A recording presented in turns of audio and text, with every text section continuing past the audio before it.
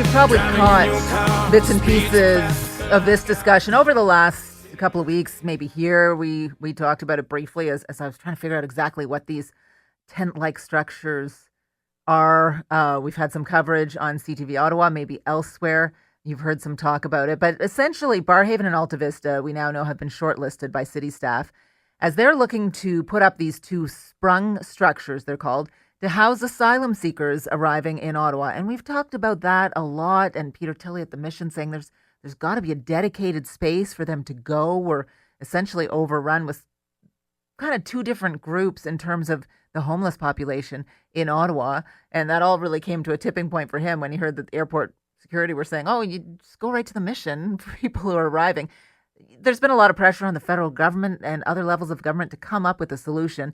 So this is what the city is doing, these tent-like buildings that would provide more than 150 beds.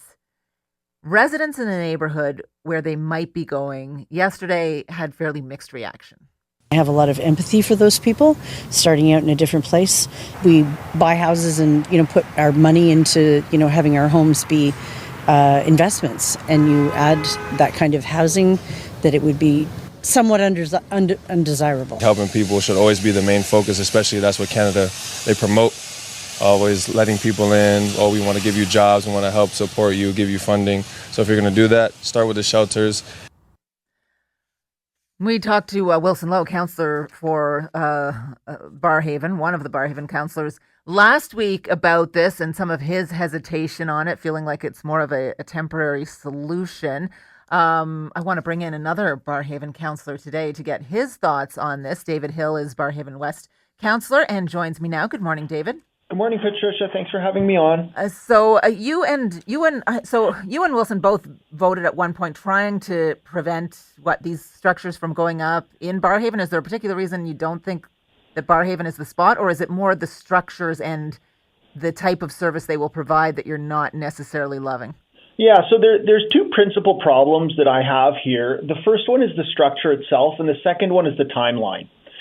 So I don't think anybody at all is trying to say that we shouldn't be taking care of those who need support. That's not the argument at all. The argument here is the program that has been proposed by city staff the right program? And my argument would be, I do not like the idea of taking people who are coming from all across the world from potentially some pretty terrible circumstances. These are asylum seekers. So there's a very real possibility. These are people coming from refugee camps from years, over years, who we're going to welcome to Canada. And then our option is to put them into a communal shelter system. And I don't like that. I don't like the fact that it's communal shelter. I don't like the fact that it's a tent, a sprung shelter that is going to be here in Ottawa, which is a winter climate. There's a lot of logistics that can go wrong there. And I just don't think it's our best foot forward. We talked about, how do we receive these people and do the best we can? And I don't think that is it. And then in terms of the timeline, this gets a bit complicated because, we talk about this issue as a crisis, but this proposal for the sprung shelters, one of the advantages of the sprung shelters that can go up quickly and it can be moved around. Well, we're not going to install this until August of 2025. So this won't even address the problem of this coming winter. So I desperately want to see us do what we can to get those rec centers that are currently being used as physical distancing centers back available, both for the community to be able to use those facilities, but also so the people that are in those facilities can move to a more dignified site. And I know that that's one of the biggest concerns that some of the councillors in that area have, is they really don't like the living conditions in those rec centers. And I can understand and empathize with that, certainly, but I just don't think that this plan that city staff have given us is the right one, and I'm going to be working hard to try and see if we can't come up with something better. So essentially you're saying the sprung structure is not an ideal solution, the rec centers is not an ideal solution. We need something that's more individualized, more housing-like in terms of compartments to house people and give them maybe a little bit of privacy, a little bit of security. But that obviously, to make that happen, given the particular climate and housing, is more of a long-term solution. I want to just play this clip of Marty Carr, who spoke with Christy Cameron yesterday, because she seemed frustrated that she thought everyone was supporting the idea, and then when you find out where they're going, there was less support. This is Marty Carr yesterday. Councillors voted unanimously for sprung structures in November, and I was informed in May that Alta Vista was on the short list. I am absolutely supportive. We need, as councillors, we have many crises, housing and homelessness. Now we've piled global migration on top of all the other crises we're dealing with. This is an unprecedented situation, and we need short-term emergency solutions to help get us through. I'm not going to be the councillor that votes on something and then decides that I don't support it when it turns out it's in my ward. So you've addressed part of that you don't think this is actually a short-term emergency situation or a solution, rather, in its purest form. But she's basically suggesting once councillors know where they go, or they're kind of, well, residents may not want it in my area, and then they're changing the way they think. Is there any truth to that allegation? So the way I would answer that is that as soon as I was made aware, in the same timeline that Marty was, I got my briefing in May as well. And, within days of that, I had gone back to staff to confirm, am I seeing this report correctly, that we're actually going to be putting people to be housed in these sprung shelters? I have a concern with that. I raised that flag immediately.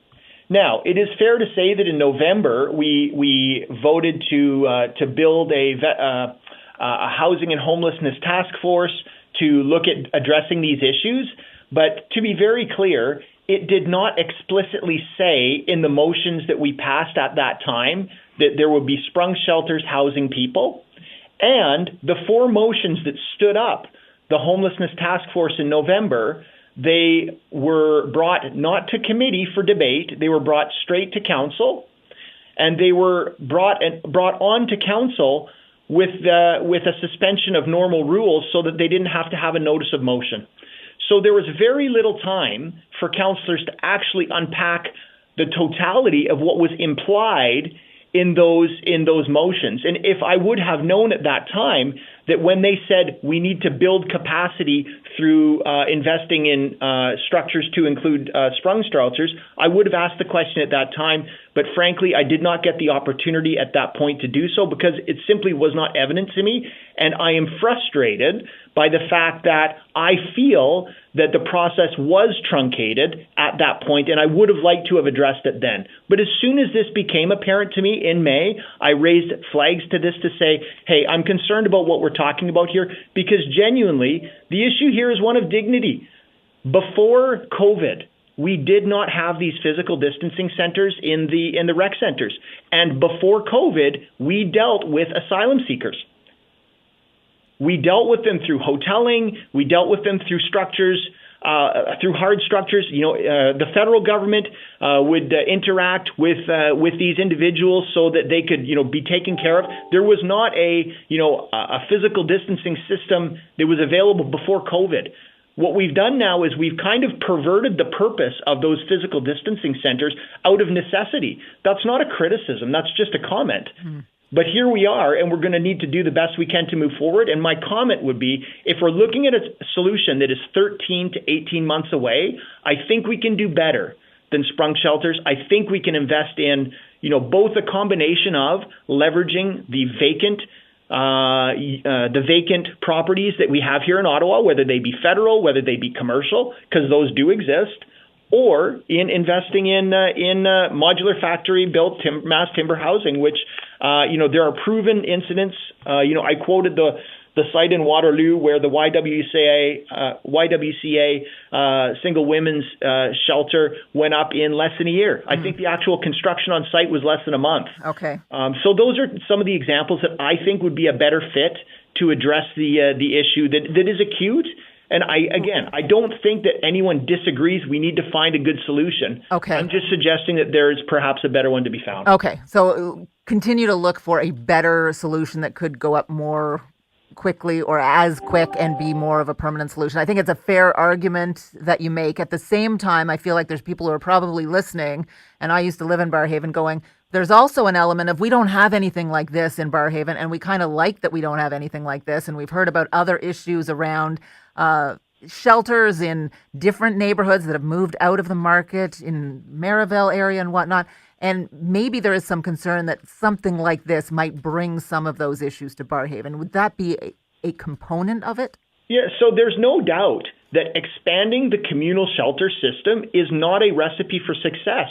And I do not want to see us do that. We have said at the city council table many times before that the root of this is a housing supply issue, and we need to be looking at housing first solutions. And there is a continuum there, whether it be temporary housing, permanent housing, affordable housing, market rate housing, but to inject a communal shelter system component for somebody that's new to Canada, that's not the root issue. If the root issue is there's not a place for this person to put their head down at the end of the day, we need to address that issue. And by putting them in a communal tent shelter system, there is the documented evidence that over 2 to 3 weeks in a communal shelter system, people's mental health degrades significantly.